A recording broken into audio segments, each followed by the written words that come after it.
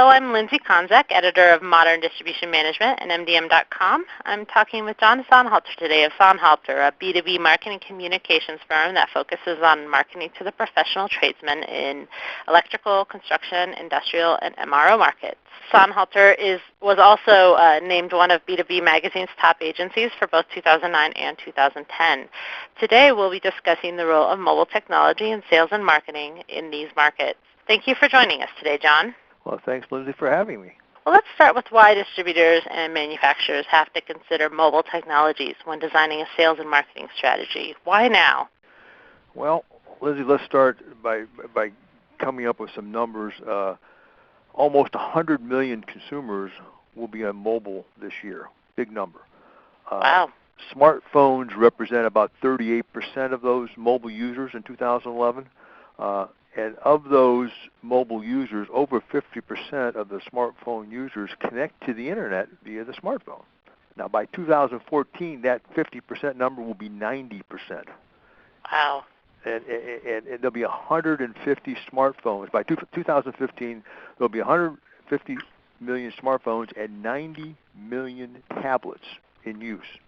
So if you don't participate, you're going to be missing a huge opportunity. Is this just in the contractor end-user base, or have you noted the growing use of mobile among other end users in other parts of industrial and construction markets?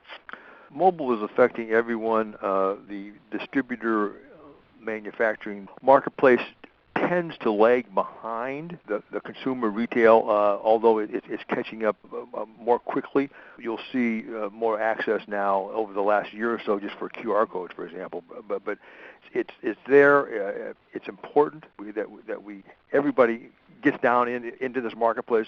Mobile is affecting everybody. The current smartphone usage breakdown is like 25% of the people who have smartphones use it just for talking. 25% use it for talking and for texting, and 50% use it for mobile media. So the applications are already there.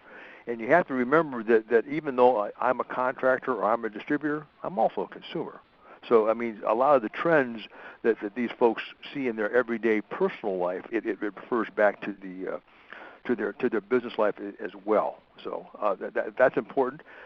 One of the challenges, too, that manufacturers face, and I'm sure a lot of your readers or listeners in the distributor marketplace face, is a growing concern on how to reach these young tradespeople. Again, you're online. That's the medium that a lot of these younger people use. A lot of manufacturers and distributors don't know how to go after those folks. And this technology gives you an opportunity to get to some of those folks. According to Nielsen, 2/3 of the mobile phone subscribers 25 to 34, which is that young professional group that we're talking about, they have smartphones. And among the 18 to 24 and the 35 to 44 age group, over 50% of them have smartphones. So they have the technology in their hands. What are you going to do to utilize that and communicate with people? I would also guess that reaching the executives or the manager level people or salespeople who might travel a lot is also important to reach them via these mobile technologies, because that's how they're accessing the Internet most of the time. Absolutely. Again, if you travel in the airports, look at all these C-level guys who are sitting, waiting for an airplane. They're either on their BlackBerry, their iPhone, or their iPads, checking stuff.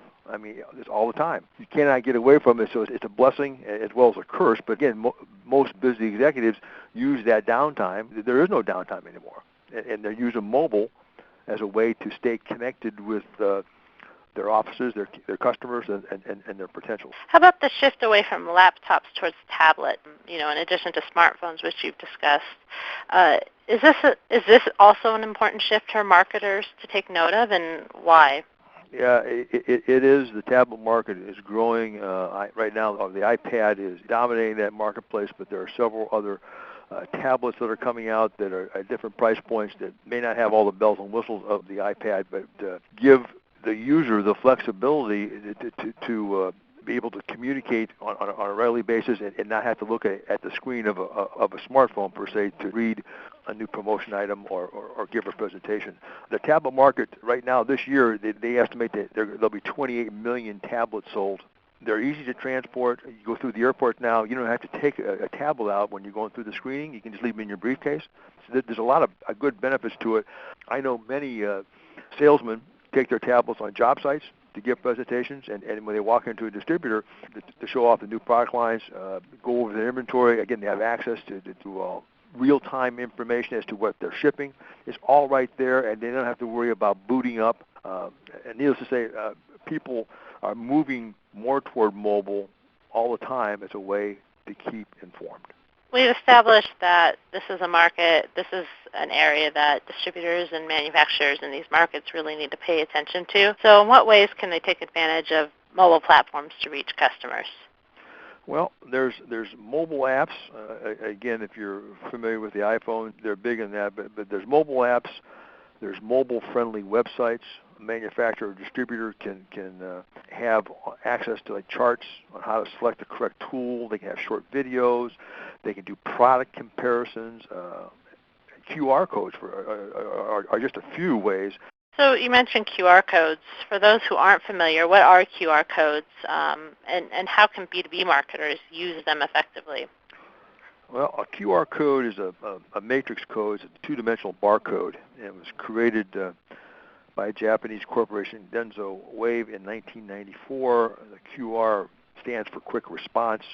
QR codes were originally used to keep track of inventory for manufacturers and distributors.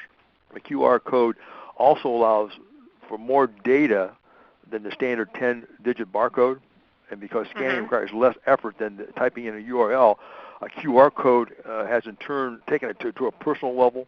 Barcode stores, for example, URL information or other information that can be scanned by a smartphone reader, and it directs it to a specific URL, like a video or a user-friendly website. There are other codes or tags out there. QR codes, again, they were the original. Several other people are in the game. Microsoft tags is another version. Between QR codes and Microsoft tags, they probably represent 90% of the current codes that are currently in use. And you can see them on packaging now when you go into a hardware retailer, to a big box store, to a Staples store. A lot of times, if you scan it, they'll give you product comparisons as to why you should buy our widget as opposed to someone else's widget. If you're looking to say you're not sure what diameter drill you need to buy, there's all kinds of ways they're being used. They're being used in trade magazines. They're being used in graphic displays for showrooms, so that if someone walks by or drives by when a distributor is closed, if they have a reader, they can scan that, and whatever message that you want these folks to find out, you can direct them to a page. So it's quite exciting technology, and again, this last year you're seeing more and more people in our space, the industrial manufacturing distributor space, starting to use those QR codes. Interesting, exciting things you can do with them. So what are some of the common mistakes, though, on the flip side, that companies often do with QR codes? Well, there's two big ones. The first one is that people do QR codes like they used to do websites. If I have one, it's like, oh, it's really cool, and they don't think of where they're going to send people to it. On a smartphone, again, your image size is 1.5 inches by maybe 3 inches on an iPhone. On the Droids, a little bit smaller than that. So you don't have a whole bunch of space. The biggest mistake people make is they send people to a non-mobile site. So in other words, they send you, if you're going to send it to your home page on your website, they send it to your regular home, and you need a microscope to read it because you can't read any type. So that's the biggest one. If you're going to send people someplace, make sure that where you're sending them is mobile ready. That's the first one. Second one is, as I mentioned before, just don't put a QR code on an ad or on a package just to be cool. Have a plan. You need to have a plan. A QR code isn't a mobile marketing program. You have to understand your target audience and how they might use it, what type of information that they might find useful. Because, again, we don't want to entertain them. We want them to help convert them to a sale. So what's in it for the consumer? So you have to understand the target audience. You have to have clear objectives. And most of all, you have to offer useful and valuable information, and in some cases incentives to keep people moving on.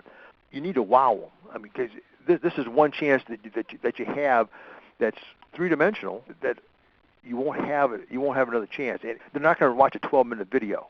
You know, if you're going to do a product demo, make sure that the product demo is a minute, minute and a half, no more than 2 minutes.